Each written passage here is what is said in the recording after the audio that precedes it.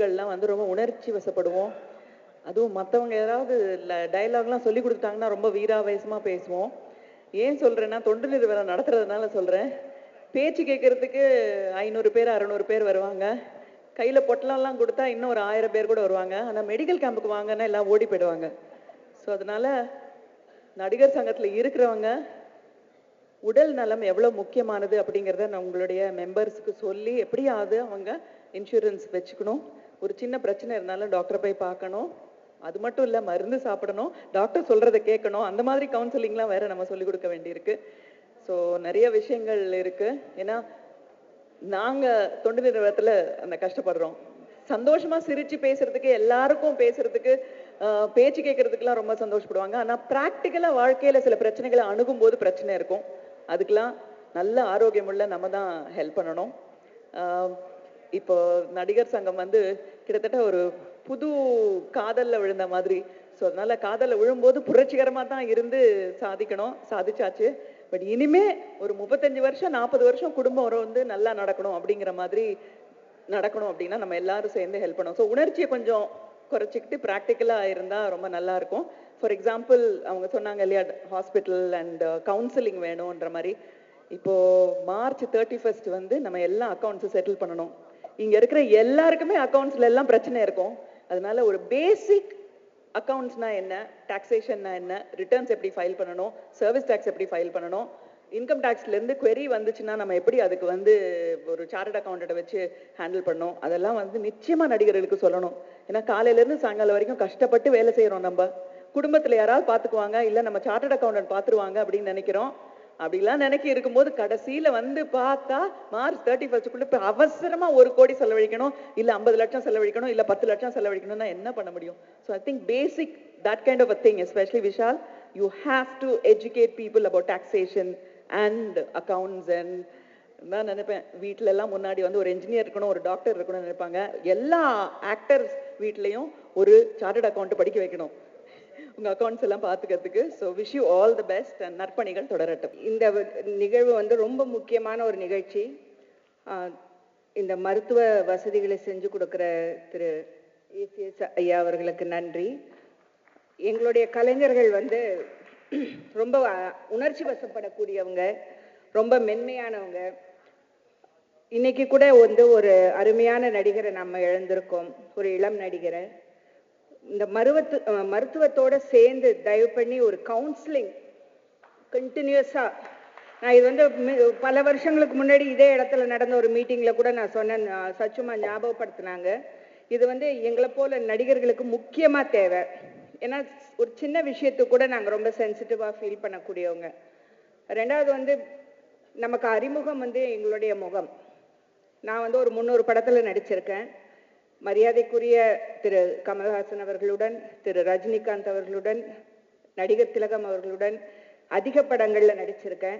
இருந்தால் கூட நாங்கள் வந்து உணர்ச்சி வசப்பட்டால் கூட அதை நடிப்புன்னு நினைக்கிறாங்க வெளியில். இப்போ ஐயா வந்து மருத்துவ வசதி செஞ்சு கொடுத்துருக்காங்க. தயவு பண்ணி நான் ஒன்று தாழ்மையோடு கேட்டுக்கிறேன், உங்களுடைய மருத்துவர்கள்கிட்ட சொல்லுங்கள், சும்மா ஓசியில் பண்ணுறாங்களேன்னு சொல்லி அலட்சியப்படுத்தக்கூடாது.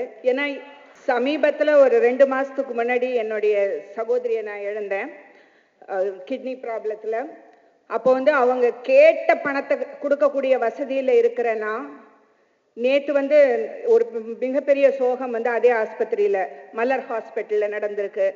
ஒரு பெண்ணுக்கு வந்து டிஎன்சி பண்ணும்போது அதிகமாக மயக்க மருந்து கொடுத்து பிரெயின் டெட் ஆகி நேற்று ஒரு நியூஸ் நடந்திருக்கு.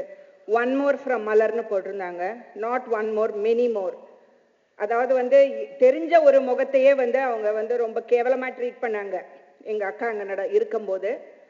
அதை பற்றி வந்து அது தனியாக அதை வந்து நேற்று வந்து எனக்கு ரொம்ப அவமானமாக இருந்தது. அதாவது இந்த சொசைட்டி வந்து நான் பேசினா ஒரு 10 பேர் கேட்கக்கூடிய ஒரு ஸ்தானத்தை எனக்கு கொடுத்துருக்கும் போது நான் அதை வந்து வெளியில் சொல்லாமல் இருந்துட்டேன். நேற்று ஒரு சாதாரண ஒரு மனிதன் தைரியமாக வந்து சொல்லும் போது தான் எனக்கு ரொம்ப கேவலமாக இருந்தது, நான் சொல்லலையேன்னு. அதனால் இதை வந்து ஒரு முதல் படியாக எடுத்துட்டு நான் கேட்குறேன், எங்களோட நடிகர்கள் வந்து நீங்கள் பணம் இல்லாமல் அந்த வசதியை பண்ணி கொடுக்கறதுனால தயவு பண்ணி அலட்சியப்படுத்தக்கூடாது. இந்த கார்டை பார்த்தா அதிக முக்கியத்துவம் கொடுக்கணும். ஏன்னா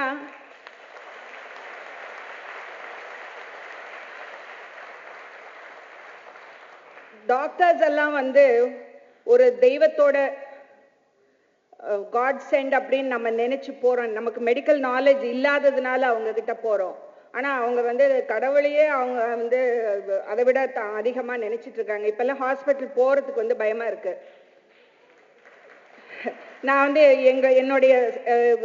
எனக்கு ஒரு பெரிய ஒரு இன்சிடென்ட் நடந்ததுனால நான் இவ்வளவு தைரியமா சொல்றேன். நான் என்னோட வீட்டில் சொல்லியிருக்கேன், நான் நல்ல விதமா தூக்கத்துல போயிட்டா சந்தோஷம், நான் ஏதாவது உடல்நிலை குறைஞ்சு நான் இருக்க வேண்டிய கட்டாயம் ஏற்பட்டுச்சுன்னா நான் ஒரு 5 வருஷம் முன்னாடி சாகிறதுக்கு ரெடியா இருக்கேன், தயவு பண்ணி நான் ஹாஸ்பிட்டல் கொண்டு போகாதீங்கன்னு. என்னுடைய நடிகர் சமுதாயத்தை நான் கேட்டுக்கிறேன், அப்படியும் மீறி என்னோட ஃபேமிலியை எடுத்துட்டு போனா தயவு பண்ணி வெளியே கொண்டு வந்துருங்க. இன்றைக்கு ஒரு உணர்ச்சி கலவையான ஒரு நாள். நேற்று வரை நான் ஸ்ரீலங்காவிலே இருந்தேன். இன்று மதியம் நான் சென்னைக்கு வந்திறங்கிய பொழுது ஒரு பேரதிர்ச்சி காத்திருந்தது. என் மகன் வயது ஒரு நடிகன், உங்கள் எல்லோருக்கும் தெரியும், என்று ஒரு எடுக்கக்கூடாத ஒரு முடிவினை தேர்ந்தெடுத்துக் கொண்டான்.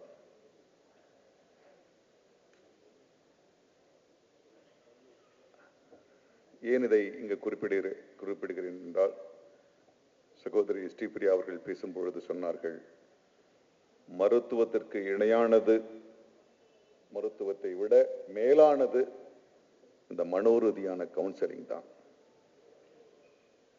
நம்ம எல்லாரும் உடலை பத்தி தான் கவலைப்படுறோம், மனசுக்கு நம்ம ஒண்ணுமே பண்றதில்லை. இந்த மேடையிலே நாங்கள் ஏற்கனவே ஆழமாக விவாதித்தோம். மிக சிறந்த மனோதத்துவ மருத்துவர்களை கொண்டு ஒரு கவுன்சிலிங் மையம் தென்னிந்திய நடிகர் சங்கத்தில் அமையும்.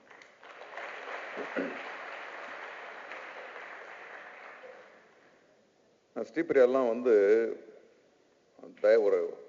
ஒரு தைரியமான ஆட்கள். அவங்களாம் கண்கலங்கத்தை வந்து நான் ரொம்ப கற்பனை பண்ணி பார்க்க முடியாது.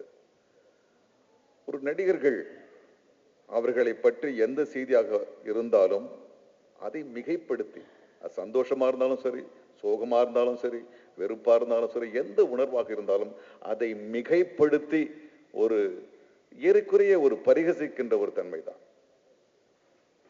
அப்படி இருக்கும் பொழுது எங்களுடைய மனக்குறையை, எங்களுடைய உண்மையான அன்பை, எங்களுடைய உண்மையான உணர்வை யார்கிட்ட தான் வைக்கிறது? நிச்சயம் இன்னைக்கு என்னுடைய தம்பி சாய் பிரசாந்தோடைய ஞாபகார்த்தமா ஒரு கவுன்சிலிங் மையம் தென்னிந்திய நடிகர் சங்கத்தில் அமையும்.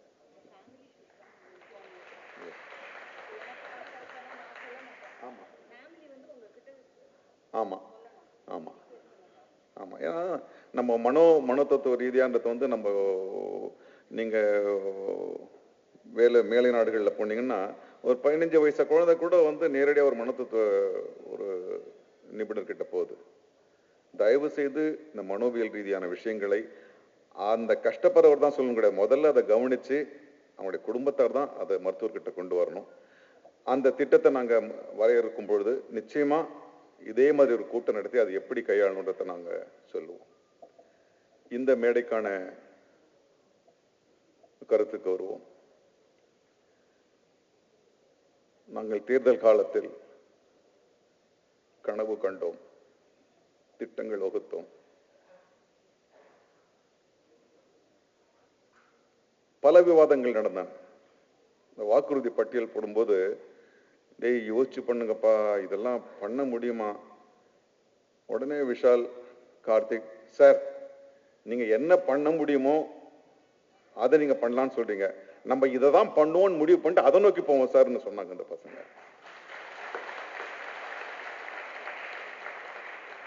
அங்க இந்த ஜெனரேஷன் கேப்ன்றது ஒரு சுகமான விஷயமாவும் இருக்கு. நான் யோசிச்சு போங்கன்னா, இல்லை நம்ம ஒரு டார்கெட்டை ஃபிக்ஸ் பண்ணிட்டு நம்ம அதுக்கு போவோம் சார், அப்படிதான் கொண்டு வந்தாங்க. இந்த 6 மாத காலத்திலே தோழர்களே, உங்களுக்கு தெரியாது, 6 வருட பணியை நாங்கள் செய்திருக்கிறோம்.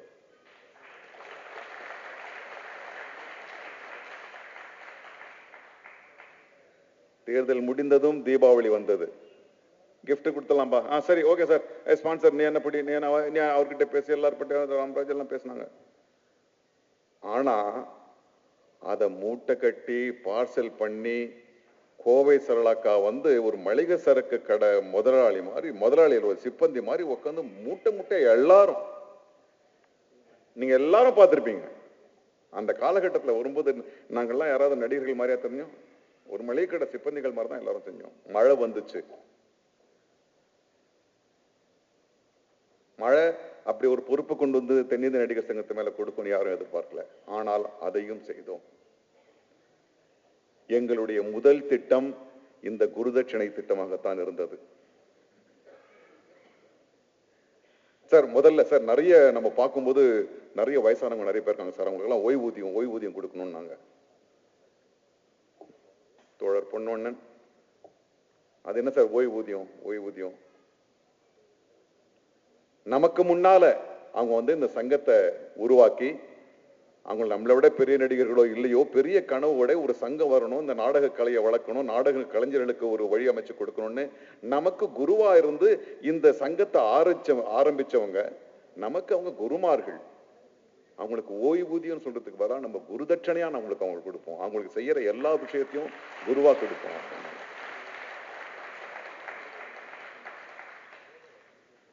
அந்த திட்டத்தை வடிவமைத்து செயல்படுத்தி குழு அமைத்து இன்று வெற்றிகரமாக அந்த திட்டம் முடிந்திருக்கிறது. அதனுடைய முதல் வெளிப்பாடாக இன்று இந்த குருதட்சணை திட்டம் நிறைவேறியிருக்கிறது. அதற்கு திரு ஏசிஎஸ் ஐயா அவர்கள், நாங்க அந்த திட்டத்தை அறிமுகப்படுத்தும் பொழுது இன்னின்னாருக்கு இந்தந்த வயசுக்காரங்களுக்கு பண்ணா போதும்னாரு. இல்ல, அது எப்படி நீங்க சொல்ல முடியும்? மருத்துவத்துக்கு இந்த வயசுக்காரங்களுக்கு தான் மருத்துவம் தேவைன்னு, எல்லாருக்கும் மருத்துவம் வேணும். இன்னைக்கு இருக்கிற இந்த எந்திரகதையான உலகத்துல வந்து உங்களுக்கு சின்ன குழந்தைக்கும் வரும், பெரியவங்களுக்கும் வரும். அதனால நான் எல்லாருக்கும் கொடுக்கறேன் அப்படின்னு சொன்னார்.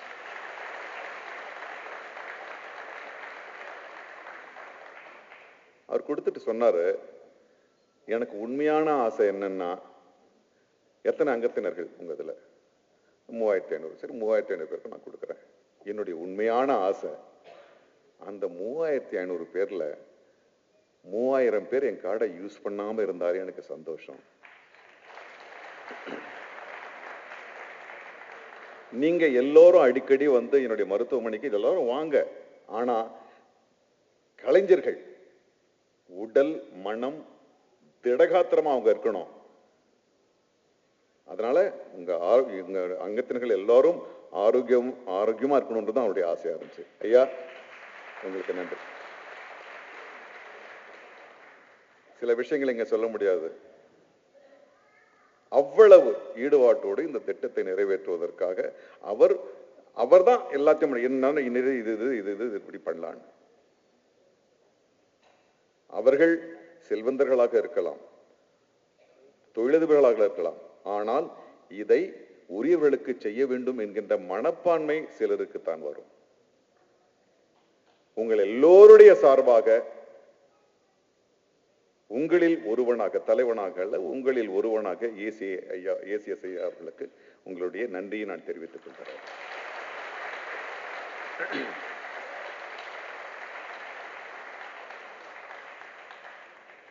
நாங்கள் கண்ட கனவுகளை நாங்கள் தான் நிறைவேற்றுவோம் என்று முரண்டு பிடித்துக் கொண்டிருக்கும் பொழுது நாங்கள் கேட்காமலேயே உதவிக்கரங்கள் நீண்டு வந்தன. இன்றைக்கு நடந்த செயற்குழு கூட்டத்திலே இந்த குருதட்சணை திட்டம் எல்லாருக்கும் உங்களுக்கு புரிஞ்சுதா? உங்களுக்கு உங்க கல்யாண ஜாதகம் தவிர மற்ற எல்லாருமே உங்களை பத்தி எங்க கிட்ட இருக்கு. நாளைக்கு அதுவும் எங்களுக்கு பண்ணி வைங்கன்னு வந்து நிக்காதீங்க. என்ன இப்போ இந்த குருதட்சணை திட்டம் பண்ணதுனால உங்க எல்லோருடைய குறிப்புகளும் நீங்கள் வந்து கடிதம் எழுதி எங்களுக்கு கொடுக்கணும் கிடையாது. முக்கியமாக உங்கள் வருங்கால சந்ததியினுடைய கல்வி, உங்களுக்கு எத்தனை பிள்ளைகள் இருக்கிறது என்று தெரியும், உங்களுக்கு எத்தனை பிள்ளைகள் இருக்கிறது என்று தெரியும், எந்த வகுப்பு படிக்கிறார்கள் என்று தெரியும். நீங்கள் எங்களுக்கு சொல்ல தேவையில்லை. இந்த தேதியில் இந்த பொத்தானை தட்டினால் அது சொல்லும், இன்னாருடைய மகள் இப்பொழுது 12ஆம் வகுப்பு முடித்திருக்கிறாள், அவளுக்கு காலேஜ் போக சம்பந்தமா இல்லையா, அது எங்களை ஞாபகப்படுத்தும். குருதட்சணை என்றது விவரங்களை சேர்த்து வைக்கிறது கிடையாது. நாங்க என்ன சென்சஸ் ஆபீசர்ஸா? இல்ல. உங்களை பத்தி நிறைய பேர் இதை பத்தி சந்தேகங்கள் கொண்டாங்க. என்ன எங்களை வச்சு நடிக்க வச்சு அவமானப்படுத்துறதா? ஐயோ, அது கிடையாது. உங்களுடைய குரல் எங்களுடைய பதிவிலே இருக்க வேண்டும். உங்களுடைய பிம்பம் எங்களுடைய பதிவிலே இருக்க வேண்டும். இது என்ன அரசாங்க அலுவலகம் வெறும் உங்கள் முகவரியை வைத்துக் கொள்ள? நாம் கலைஞர்கள். உங்களுடைய ஒரு சிறு துளி சங்கத்திலே இருந்து விட்டு போகட்டுமே. இந்த கணினியிலே என்ன இப்போது குறைச்சல்? நாடக கலைஞர்களுக்கு தெரியும், 1000 பேர் நிறைந்த அரங்கிலே ஒரே ஒரு ஆள் உட்கார்ந்தால் கூட நடிக்கக்கூடிய மனத்திறன் உண்டவர்கள். ஆனால் அதையெல்லாம் களைந்து நீங்கள் எல்லோரும் பெரும்பான்மையாக 90% பேர் வந்தீர்கள். மிக்க மிக்க மிக்க நன்றி. இப்பொழுது புரியும் உங்களுக்கு இந்த குருதட்சணை திட்டம் என்ன என்பது என்று.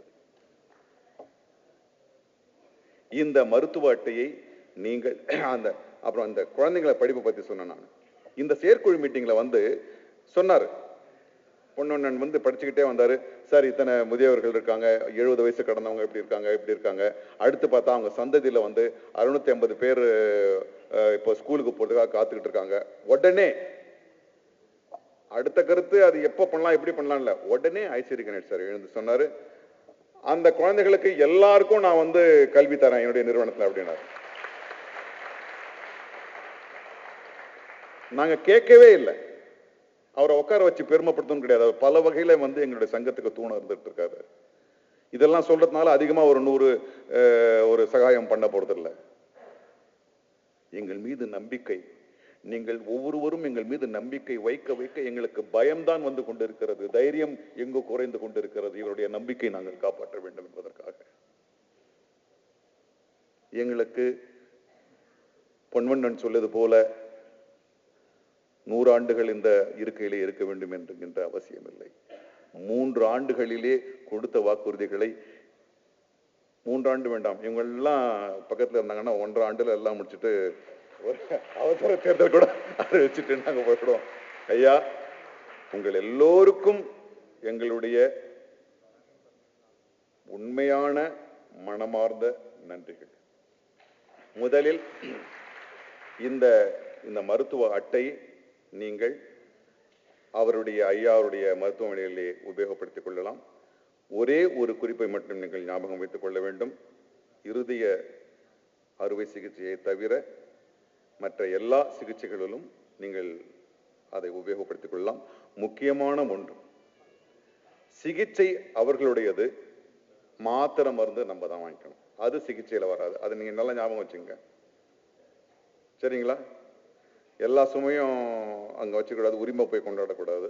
இப்பவே தெளிவா சொல்லிடுறேன். ஏன்னா இதற்கே அவர்கள் ஒரு பெரும், அவர்கள் இதையே தொழிலா பண்ணா இன்னும் 2 ஆஸ்பத்திரி கட்டலாம், இன்னும் 2 காலேஜ் கட்டலாம்.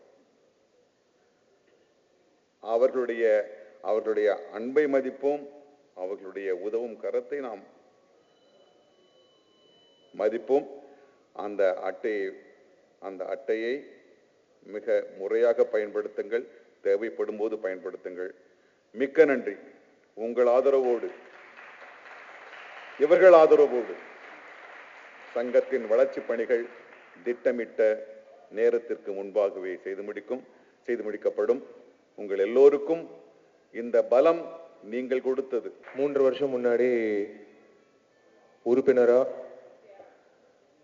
கீழே நின்று எனக்கு வாய்ப்பு கொடுங்க, பேசணும், என்னோட ஆதங்கங்கள் நான் சொல்லணும், சக உறுப்பினர்களுக்கு நல்லது நடக்கணும் அப்படின்னு சொல்லி தொடங்கின ஒரு விஷயத்த நீங்க கொடுத்த தைரியத்துல இன்னைக்கு நான் பொதுச் செயலாளரா மேடையில் நின்று உங்ககிட்ட பேசிட்டு இருக்கேன். எனக்கு இந்த பொதுச் செயலாளர் என்ற பதவி நான் செக்கில் கையெழுத்து போடும்போது தான் எனக்கு அப்பப்போ ஞாபகம் வருது. அந்த மாதிரி மேடையில் எப்பயாவது கூப்பிடும்போது அப்போதான் எனக்கு ஞாபகம் வருது. பதவிக்காக நான் இந்த எலெக்ஷனில் நிற்கலை, ஆனால் பதவியில் நின்னாதான் எல்லாருக்கும் நல்லது நடக்கும்ன்றதுக்காக தான் இந்த பதவியில் எல்லாரும் நின்னோம். இது ஒரு சாதாரண போராட்டம் இல்லைங்க. போராட்டம் நான் ஏன் சொல்றேன்னா, ஒரு குடும்பத்துக்கு வந்து அந்த குடும்பத்தை சார்ந்த ஒருத்தர் போராடலாம். ஆனா ஒரு சங்கத்துக்கே வந்து போராடணும்னா எல்லாரோட ஒத்துழைப்பு வேணும். அது கிடைச்சதுனால தான் நான் ஆந்திரா சைடு போனாலும் சரி, கர்நாடகா சைடு போனாலும் சரி, எங்க போனாலும் அன்னைக்கு எலெக்ஷன் தேதி அன்னைக்கு விடிய காலைல 3 மணி வரைக்கும் எல்லாரும் உட்காந்து லைவ் பார்த்துருக்காங்க. அந்த அளவுக்கு பரபரப்பான ஒரு தேர்தலில் நம்ம வெற்றி பெற்றிருக்கோம். இது வந்து இந்த இந்த நிர்வாகத்தோட வெற்றி இல்லை, இது வந்து ஒட்டுமொத்த நம்ம குடும்பங்கள், ஒட்டுமொத்த சங்கத்தோட வெற்றி. இது என்னங்க கட்டிடம், இந்த ஆடிட்டோரியம் என்ன நம்ம ஆடிட்டோரியம் வரும் பாருங்க இன்னும் 2 வருஷத்துல. இது வந்து ஒரு ஒரு எல்லாரோட கனவு. நம்ம பொதுக்குழு வந்து ஒரு அந்த அந்த கட்டடம் வந்ததுக்கு அப்புறம் அந்த கட்டடத்துல உட்காந்து நம்ம சந்தோஷமா அதை வந்து ரசிச்சு பார்க்கக்கூடிய ஒரு விஷயம். 20ஆம் தேதி பொதுக்குழு அன்னைக்கு நீங்க வந்து முதல் தடவையா அந்த கட்டடம் எப்படி இருக்க போகுது நீங்க பார்க்க போறீங்க. அதோட பிரசன்டேஷன். எனக்கு 2 பேருக்கு நீங்க வந்து தயவு செய்து நீங்க கை தட்டியே ஆகணும். ஒருத்தர் வந்து நான் வாழ்நாள் பூரா மறக்க மாட்டேன் அந்த நபரை, ஐஸ்ரீ கணேஷ் அவர்கள். ஏன்னா இந்த கட்டடம், இந்த ஒரு விஷயம் அழகப்பன் சார் சொன்ன மாதிரி இது இது வந்து எப்படி நீங்க மீட்னீங்க அந்த அந்த பத்திரத்தை, இது வந்து உண்மையிலேயே வரலாறு அப்படின்னு சொன்ன விஷயத்துக்கு கூட உடந்தையா இருந்து அது செஞ்சு காட்டின ஒரு நண்பர் சகோதரர் திரு ஐஸ்ரீ கணேசன் அவர்கள். கூட இருந்து உதவி பண்ணி, இதுதான் நம்ம சங்கம் கடைசி தடவையா கடன் வாங்கி ஒரு விஷயத்தை செயல்பட போறோம். இனிமே கடன் இருக்கக்கூடாது, இனிமே கடன் இருக்காது. இந்த நடிகர் சங்கத்துல கடன் எடுக்க வேண்டிய சூழ்நிலை எதுக்குன்னா, அந்த கடன் அடைச்சாதான் நம்ம பத்திரம். இன்னைக்கு வந்து கிட்டத்தட்ட 100 கோடி ரூபாய் சொத்து நம்ம கைக்கு வந்திருக்கு. இது உங்களோட சொத்து, எல்லாருக்கும் பங்கு இருக்கு. இன்னைக்கு வந்து யாராலையும் அதுல வந்து கை வைக்க முடியாது. அதுல வந்து நல்லது மட்டும்தான் நடக்கணும், நல்லது மட்டும்தான் செயல்படணும்ட்டு அந்த அந்த இடத்துல 19 கிரவுண்ட் அபிபுல்லா ரோட்ல கட்டடத்துக்கான வேலைகள் தொடங்க போகுது. அதுக்கான எல்லா விஷயங்களும் செயல்படுறோம். அது கண்டிப்பா எல்லாரோட ஒத்துழைப்புல 2 வருஷத்துல இந்த கட்டடம் வரும். ஏன்னா நான் வேற என் கல்யாணம் வந்து அந்த கட்டடத்துல தான் பண்ணணுங்கிற சொல்லிட்டு ஸோ கார்த்தியை வந்து அப்பப்போ தூண்டி விடுறது. கார்த்தி, எனக்கு கட்டட ஆசை இப்போ வரைக்கும் கல்யாண ஆசை வரல, ஆனா கட்டட ஆசை வந்து அதிகமா வருது, நீ தான் எனக்கு ஹெல்ப் பண்ணணும்னு சொல்லி. 2வதுங்க நன்றி நீங்க தெரிவிக்கணும்னா, என்னோட ஈசி மெம்பர்ஸுங்க. நான் வந்து ஒவ்வொருத்தரோட காலில் விழுந்து வந்து நான் உங்களுக்கு வாழ்த்து தெரிவிக்கணும். ஏன்னா இந்த நாசர் சார் சொன்ன மாதிரி 6 வருஷத்துல செய்ய வேண்டிய விஷயத்த வந்து இந்த 4 மாசத்துல உங்களுக்காக செஞ்சாங்க. அதாவது அந்த இடத்துல நீங்க நடிகர் சங்கம் இவ்வளோண்டு ஒரு அலுவலகம், அதுல வந்து கோவை சர்லாமா, ஸ்ரீமன், சோனியா, ஹேமச்சந்திரன், தயவுசெய்து எல்லாரும் நில்லுங்க, பார்க்கணும், எல்லாரும் பார்க்கணும். எல்லாரும் ஈசி மெம்பர்ஸ், அதாவது மனோபாலா சார், எல்லாரும் இன்க்ளூட் பிரகாஷ் சார் எந்திரிங்க. நான் ஏன் உங்களுக்கு காட்டுறேன்னா, இவங்களோட உழைப்பு. லலிதாமா எல்லாரும் இருக்காங்க, இங்கிட்டு வாங்க. இது சாதாரண உழைப்பு இல்லைங்க. இவங்க எல்லாம் வந்து ராவு பகலுமா உழைச்சாங்க. முதல்ல நானும் கார்த்தியும் நாதர் சார் எல்லாரும் நாடக நடிகர்கள் உட்பட எல்லாரும் தான் ஏஆர்ஓஸ். ஆமா, ஏன்னா ஏன் சொல்றேன்னா, இப்போ சாதாரணமா வந்து இந்த தீபாவளிக்கு வந்து எல்லாருக்கும் இலவச சேலை வேஷ்டி கொடுத்துடலான்னு சொல்லிட்டோம். ஆனா அது வந்து நிரூபிச்சது, அது வந்து செஞ்சு காட்டினது இந்த ஈசி நண்பர்களுங்க. ஏன்னா அது வந்து செய்யணும் அப்படின்ட்டு. இதுல என்னன்னா, எல்லாரும் ஒரே மனதோட தான் செயல்படுறோம். எல்லாரும் ஸ்ரீபிரியா அம்மா கூப்பிட்டாங்க. இது வந்து எனக்கு அந்த விஷயம், அந்த சீர் வீட்டிலேருந்து எனக்கு சீர் வந்த மாதிரி ஒரு சந்தோஷம் அப்படின்னு. உண்மையிலேயம்மா நான் கண் கலங்கினேன் after you hung up on me. என்னோட நீங்க பேசினதுக்கு அப்புறம். ஏன்னா இட் இஸ் அ பிளெஸிங். உங்களை மாதிரி சீனியர் ஆக்டர்ஸ் அண்ட் ஆக்ட்ரஸஸ் ஓட பிளெஸிங்ஸ் இருந்தாதான் இந்த younger generation will prosper in a righteous way. நான் அதுதான் என்னோட ஆசை. இந்த யங்கர் ஜென்ரேஷனும் இந்த சீனியர் ஜென்ரேஷனும் எப்பவுமே ஒற்றுமையா இருக்கணும். We want to bridge the gap. அதுக்கு வந்து இந்த கட்டடம் வந்து ஒரு மிகப்பெரிய உதாரணமா இருக்கும்.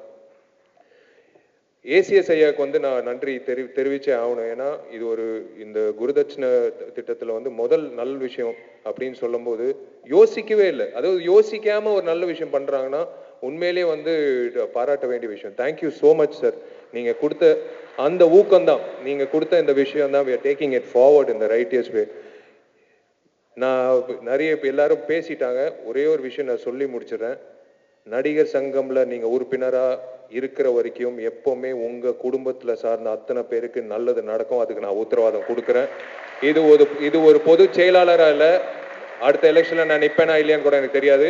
ஒரு சக நடிகனா இந்த குடும்பத்துக்கு நான் என்னைக்குமே பாடுபடுவேன். நீங்க எல்லாரும் நல்லா இருக்கணும். எப்படி இது ஆரம்பிச்சதுன்னு எங்களுக்கே தெரியல. அடிக்கடி நான் யோசிச்சு பார்க்கும்போது பெரியவங்க ஆசீர்வாதம் தான் தோணுச்சு. ஏன்னா கோயில் கட்டுறதை ஒரு ஆள் கட்டிட முடியாது, அது ஒரு ஊரே சேர்ந்து தான் கட்ட முடியும். அப்படி நாங்கள் எல்லாம் ஒன்று சேர்ந்ததுக்குமே ஏதோ ஒரு பெரிய பிளெஸிங் இருக்குதான், ஒரு ஆசீர்வாதம் இருக்குதான் நான் நம்புறேன். இல்லாட்டி நாங்கள்லாம் ஒரே இடத்துல உட்காந்து பேசுறது கூட வாய்ப்பு இல்லை. அதுக்கு முன்னாடி நானும் விஷயம் சந்திச்சது கூட கிடையாது. ஏதோ ஒரு நாள் சங்கத்தை விட்டுறக்கூடாது, நம்ம சங்கம் பெரியவங்களாம் ஆரம்பிச்சதுன்னு ஒரு நாள் தோணுச்சு.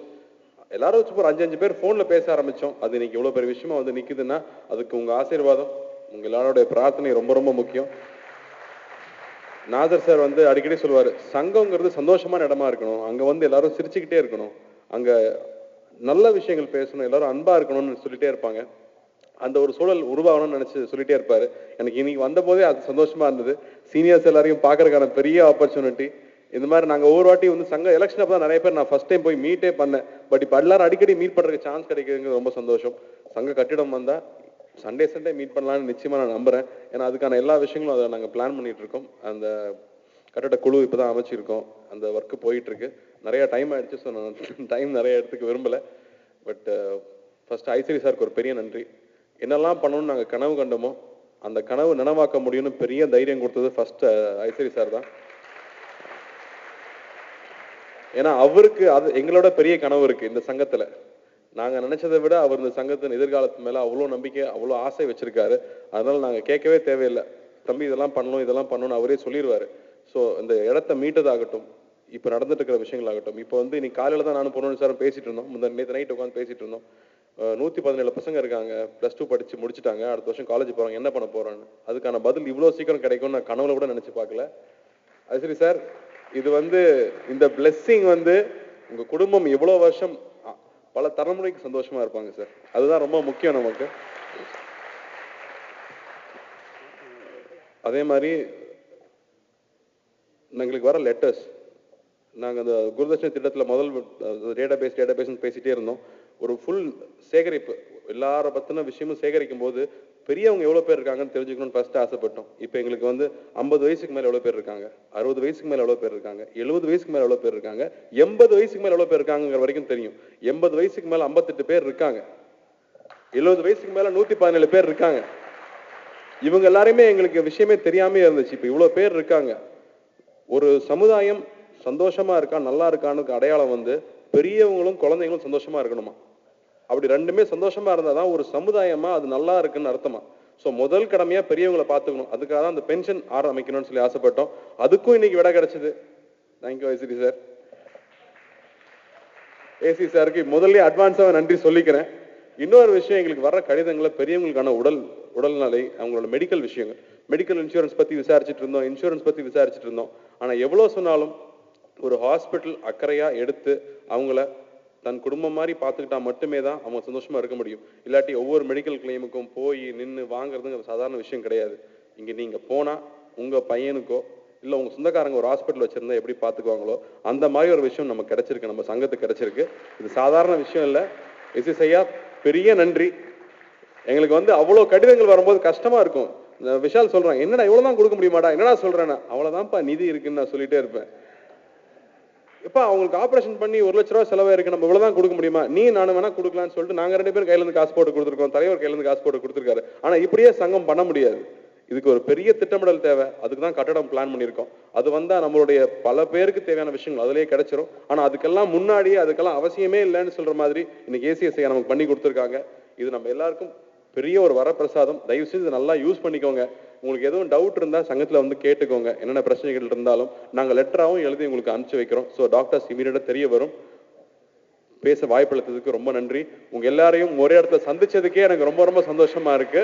நிறைய விஷயங்கள் அப்புறம் பேசுவோம். குரு தட்சணை என்ற ஒரு நிகழ்ச்சியை மையமாக வைத்து தென்னிந்திய நடிகர் சங்கத்தின் பொது அமைப்பின் சார்பாக இந்த விழாவை இங்கே நடத்தி கொண்டிருப்பதை பார்க்கும் பொழுது மிக்க மகிழ்ச்சியாக இருக்கிறது. இந்த விழாவின் நாயகன் மருத்துவ உதவியை கலைஞர்களுக்கு செய்ய தயாராகி அதற்கு திட்டத்தை நிறைவேற்றி தந்து நடிகர் சங்கத்துக்கு ஒத்துழைப்பு தந்து உதவிய ஏசிஎஸ் அவர்களுக்கு நன்றி சொல்ல கடமைப்பட்டிருக்கின்றேன். அவர் பேர்லயே ஏசி இருக்கு. எப்பவுமே கூலா இருப்பார், காரியங்களை சாதிப்பார், நல்லவைகளை செய்வார். காரணம், புரட்சி தலைவர் எம்ஜிஆர் பள்ளியிலே பயின்றவர் ஏசிஎஸ் சொல்வது பெருமைப்படுகின்றேன். இந்த புது அமைப்பு தலைவர் பொறுப்பேற்றிருக்கும் நாசர் அவர்களுக்கும் செயலாளர் பொறுப்பேற்றிருக்கின்ற அன்பு தம்பி விஷால் அவர்களுக்கும் பொருளாளர் பதவியேற்கின்ற கார்த்திக் அவர்களுக்கும் துணை தலைவர்களாக பொறுப்பேற்றிருக்கின்ற பொன்வண்ணன் அவர்களுக்கும் கருணாஸ் அவர்களுக்கும் மற்றும் இந்த தென்னிந்திய நடிகர் சங்கத்திலே செயற்குழு உறுப்பினர்களாக இருக்கின்ற அத்துணை கலைஞர்களுக்கும் மேடையிலே வீற்றிருக்கின்ற அருமை தம்பி ஐஸ்ரீ கணேஷ் அவர்களுக்கும் மதிப்புக்குரிய அழகப்பன் சார் அவர்களுக்கும் மற்றும் மேடையிலே வீற்றிருக்கின்ற என்னுடைய சக கலைஞர்களுக்கும் ரிதீஷ் அவர்களுக்கும் மற்றும் இந்த விழாவுக்கு வருகை தந்திருக்கின்ற தென்னிந்திய நடிகர் சங்கத்தின் உறுப்பினர்களுக்கும் என்னுடைய மனமார்ந்த நன்றியை தெரிவித்துக் கொள்கின்றேன். இந்த புது அமைப்பு நடத்துகின்ற முதல் நிகழ்ச்சியாக இந்த குரு தட்சணை என்ற விழாவை ஏற்படுத்தி இருக்கிறார்கள்.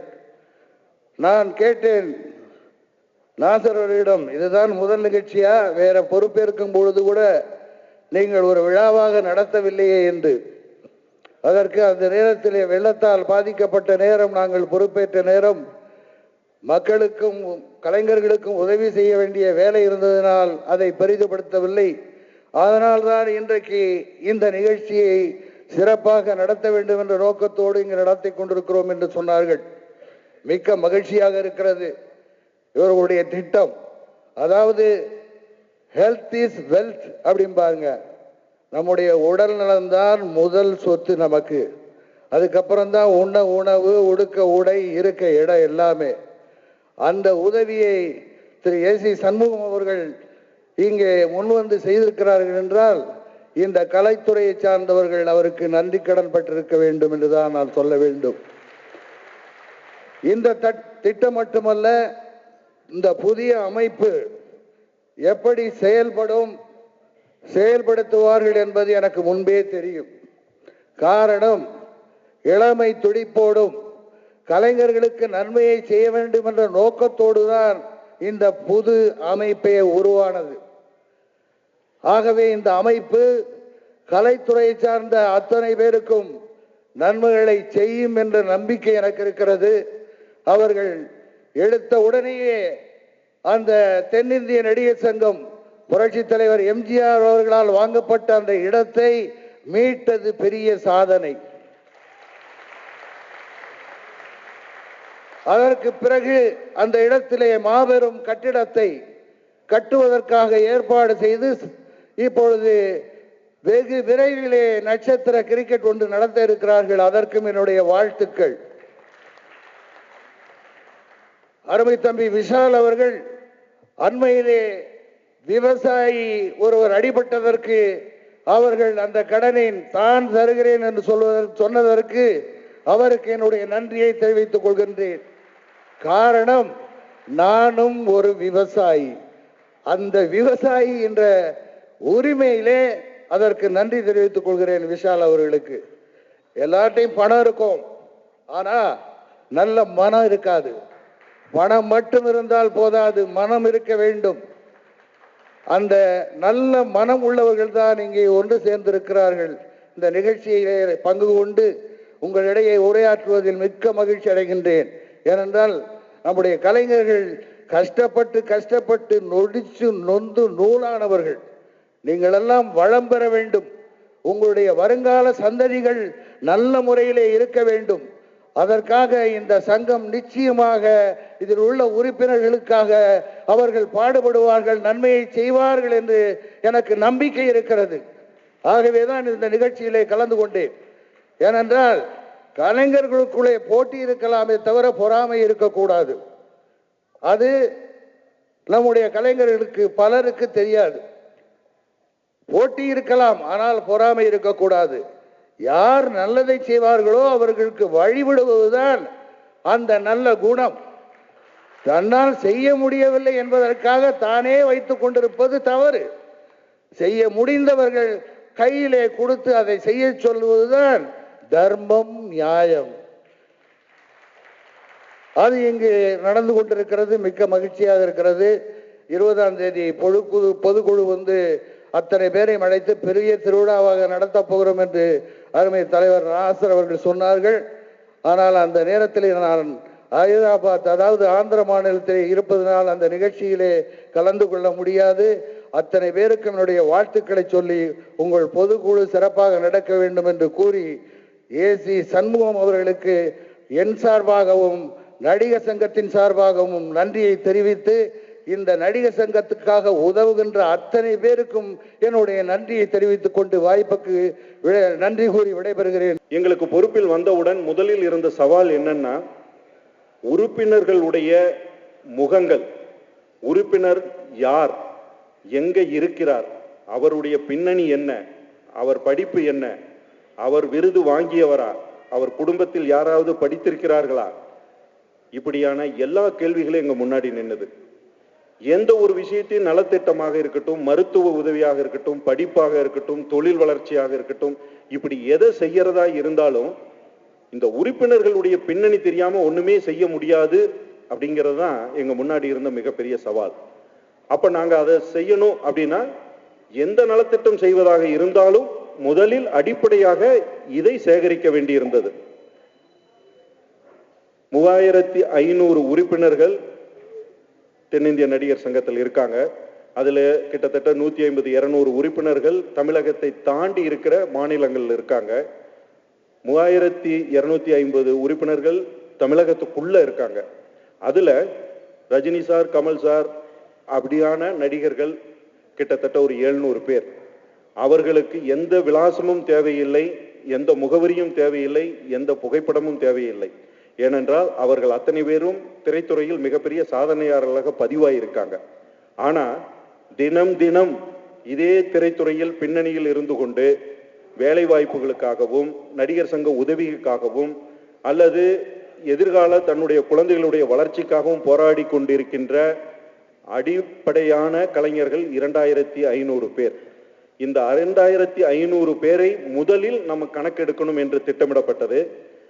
அந்த திட்டத்திற்கு குருதட்சணை என்கின்ற ஒரு பெயரை நாங்கள் வைத்தோம். குருதட்சணை என்றால் என்னன்னா, பொதுவா நாம ஒரு விஷயத்தை கத்துக்கிறதுக்கு போனோம்னா குருவுக்கிட்ட நம்ம ஒரு தட்சணை வச்சு கத்துக்குவோம். கத்து முடிச்சிட்ட பிறகு அதே குருவுக்கு நம்ம ஒரு தட்சணை வச்சு நன்றி செலுத்துவோம்.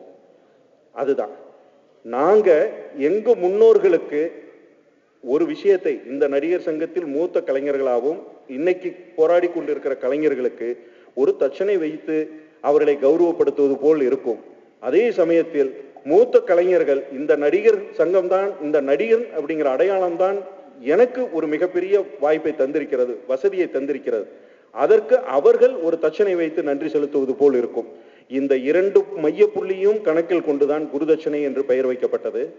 அந்த அடிப்படையிலே எங்களுடைய உறுப்பினர்கள், செயற்குழு உறுப்பினர்கள் அனைவரும் தமிழகத்தில் இருக்கக்கூடிய 14 மாவட்டங்களும் 14 ஊர்களுக்கும் ஒவ்வொரு திசைக்கும் பறந்து சென்று ஒவ்வொரு உறுப்பினர்களையும் நேரடியாக சந்தித்து நாங்கள் புகைப்படம் லைட்டிங் எல்லாமே நாங்க டிசைன் பண்ண, அவங்க கொடுக்குற புகைப்படம் அல்ல, நாங்க அவர்களை அழகாக காட்டுவோம் என்று அவர்களை அழகாக பதிவு செய்து அவர்களுடைய குடும்ப விவரங்கள் அனைத்தையும் முழுமையாக பதிவு செய்து, அதுபோல அந்த நடிகர்களுடைய குரல் எப்படி இருக்கும், அவனுடைய முகபாவனை எப்படி இருக்கும், அவனுடைய உடல் அசைவு எப்படி இருக்கும் என்பதையெல்லாம் வீடியோவாக பதிவு செய்து ஒரு முறையாக 2500 பேரை பதிவு செய்து இன்று முடித்திருக்கிறோம். முதல் கட்டமாக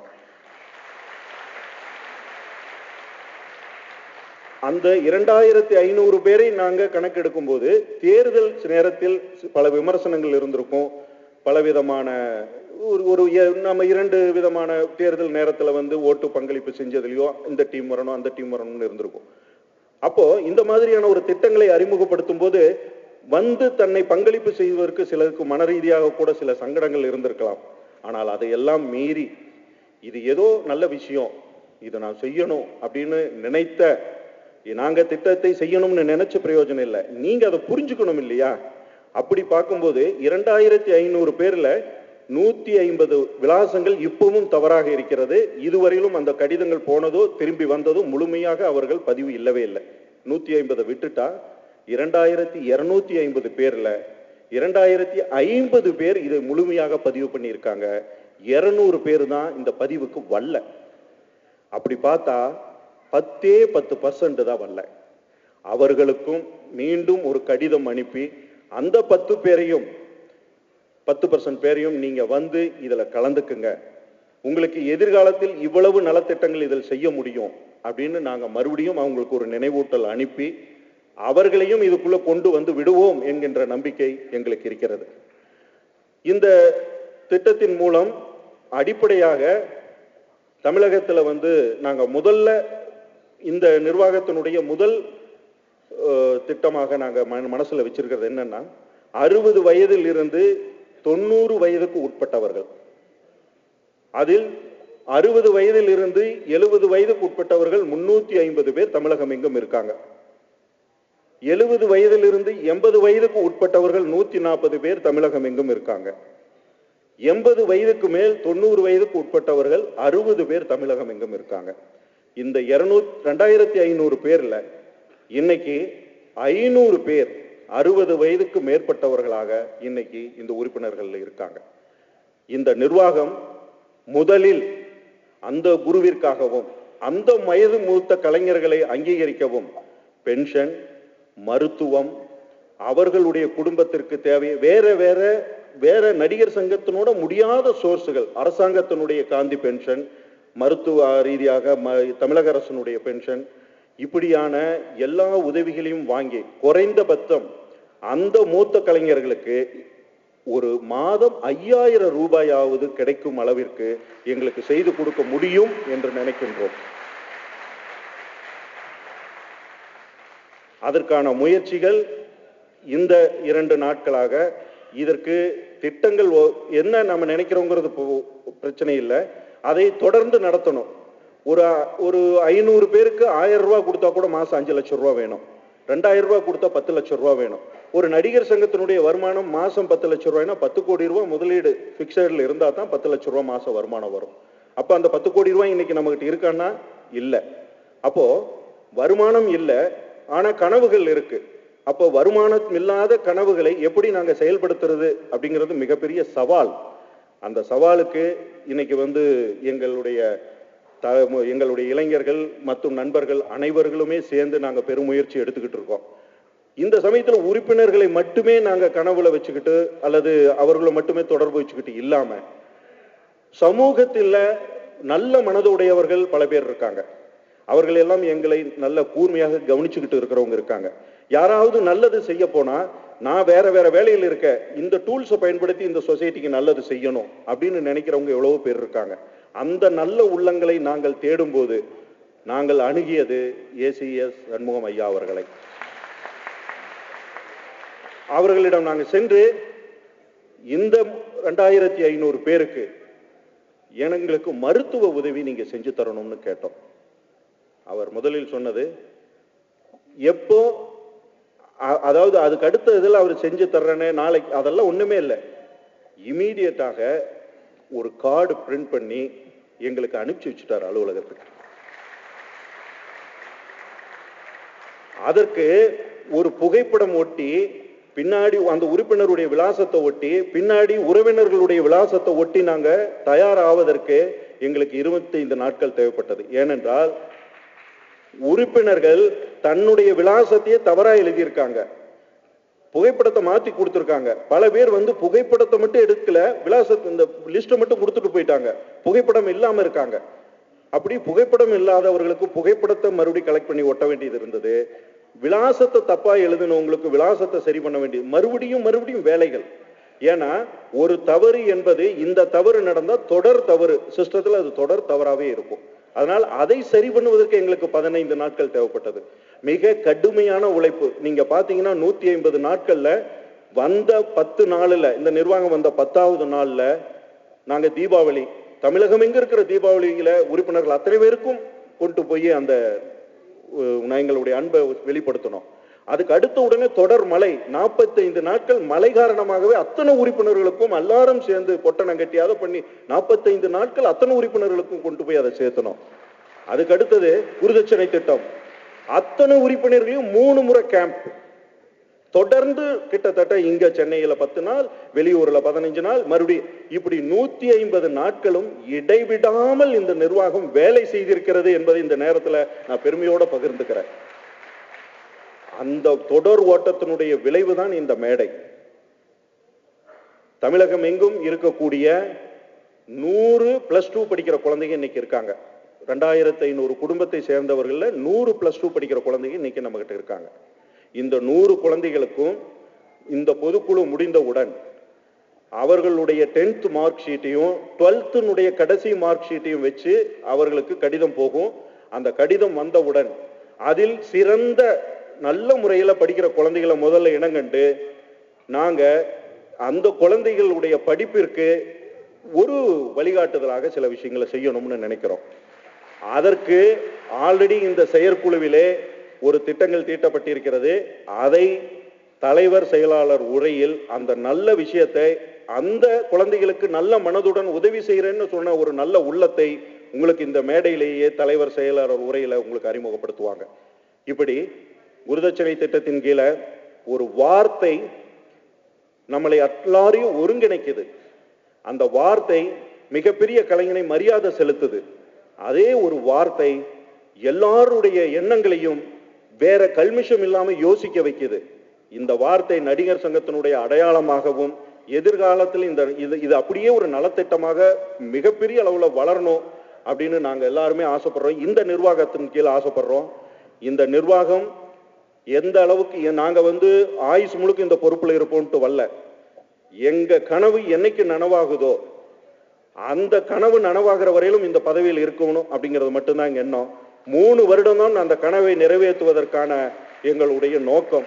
3 வருடத்திற்கு பிறகும் குருதட்சணை திட்டம் இருக்கும், நாங்கள் இல்லை என்றாலும். நீங்களாம் தேர்தல் சந்திச்சப்ப இவங்க வருவாங்களா வரமாட்டாங்களா, இவங்க வந்தா செய்வாங்களா செய்ய மாட்டாங்களா அப்படின்னு ஒரு பயம் இருந்தாலும் அதையும் மீறி எங்களோட கைகோர்த்து கடைசி நாள் வரைக்கும் எங்களுக்கு உழைத்த உங்களுக்கு நாங்கள் கண்டிப்பாக என்னென்னலாம் சொன்னோமோ அனைத்தையும் செய்வோம். அது எங்களால் முடிஞ்சதை கண்டிப்பாக செய்வோம். மீதி இந்த மாதிரி நல்ல உள்ளம் கிடைத்த நண்பர்கள் மூலியமாக உங்களுக்கு நாங்கள் செய்வோம்.